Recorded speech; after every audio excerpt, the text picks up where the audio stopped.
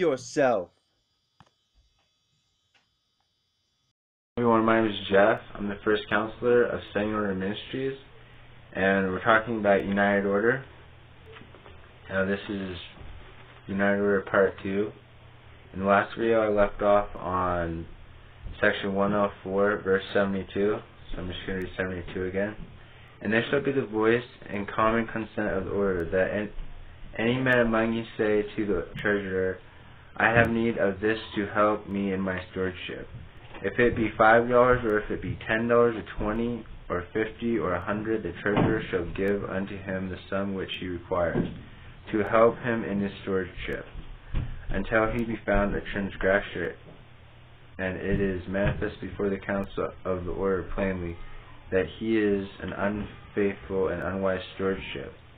But so long as he is in full fellowship and is faithful and wise in his stewardship, this shall be his token unto the treasurer, that the treasurer shall not withhold. So in your stewardship, if you need, say, a shovel or a rake or something, you can go to the treasurer and get the money to go and get the things you need for your stewardship.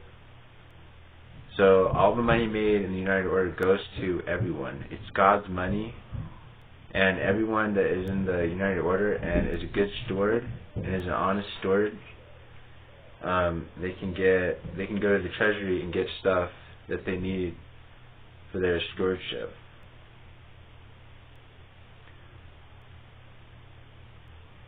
But in case of transgression, the treasurer shall be subject unto the counsel and voice of the order. And in case the treasurer is found an unfaithful and unwise steward, he shall be subject to the counsel and voice of the order, and shall be removed out of his place, and another shall be appointed in his stead.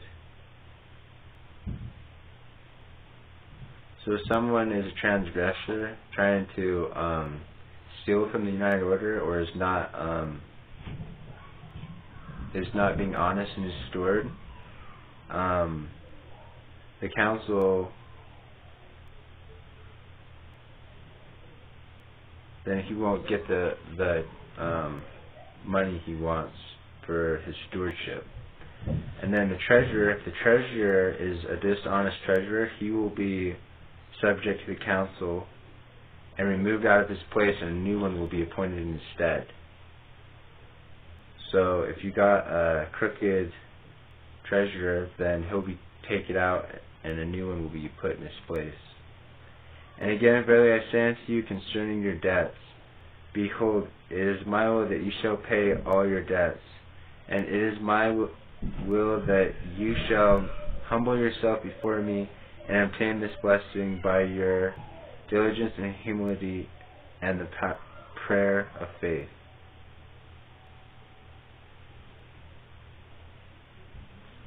So your debts. In the United Order, there won't really be many debts, because everything goes into the United Order. So we're going to have like our own like solar panels and stuff, and so you won't need electric bills probably.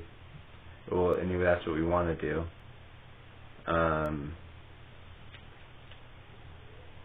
You won't have like, you won't have to pay any bills. The order will pay the bills for you.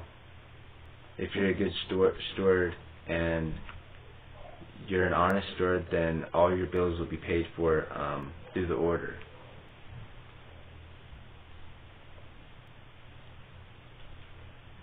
And it is my will that you shall humble yourself before me, and obtain this blessing by your diligence and humility and the prayer of faith. And inasmuch as you are diligent and humble, and exercise the prayer of faith, behold, I will soften the hearts of those to whom you are in debt, until I shall send means unto you for your deliverance. Therefore write speedily to New York, and write according to that which shall be dictated to my spirit, and I will soften the hearts of those whom you are in debt, that it shall be taken away out of their minds to bring affliction upon you. So it looks like it's talking about back in Joseph Smith's time when they had debt, and you want to try to stay out of debt. That's what the whole point of the United Order is to get out of debt. But God will help you pay your debts if you are a good steward and live the laws God wants us to live. Then you can be taken care of through the United Order. And as much as you are humble and faithful and call upon thy name, behold, I will give you the victory. I give unto you a promise that you shall be delivered this once out of your bondage. For inasmuch as you obtain a chance to loan money by hundreds or thousands, even till you shall loan enough to deliver yourself from bondage, is your privilege. And pledge the properties which I have put into your hands this once, by giving your names by common consent or otherwise, as it shall seem good unto you. I give unto you this privilege this once, and behold, if you proceed to do the things which I have laid before you according to my commandments, all these things are mine, and ye are my stewards, and the master will not suffer his house to be broken up, even so. Amen. So, if you give all your property and give all your land to God, you'll be blessed for it. And if you're working in your stewardship, the one that God gave you, then you'll be blessed for it. But if you're going out and working for this guy and that guy, and that job is not the Lord's, the property that job site is on is not the Lord's, you're not going to be blessed you're not going to get the blessings that you would in the United Order. Because you can only get the blessings if you're a good steward. And if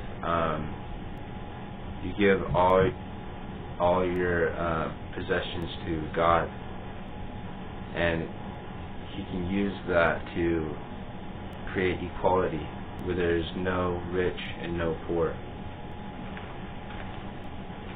Okay, now we're going to move on to Journals of Discourses. So this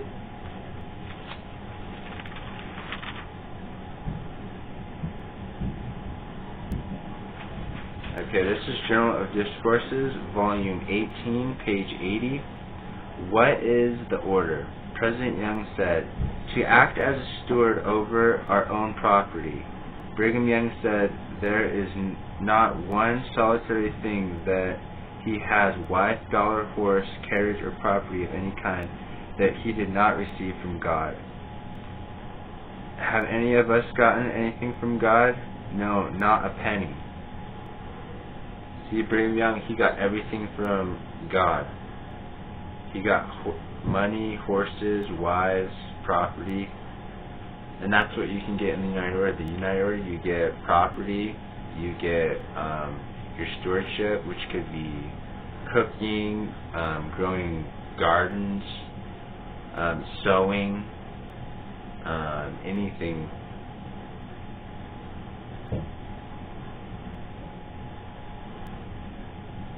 And he says, have any of us got anything from God? No, not a penny.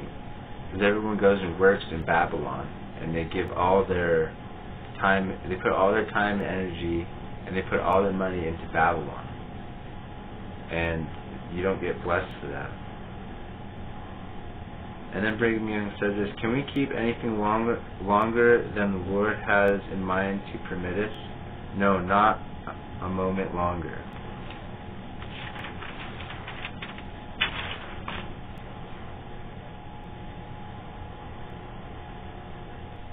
Okay, this is also from the same page. This is volume 18, page 81.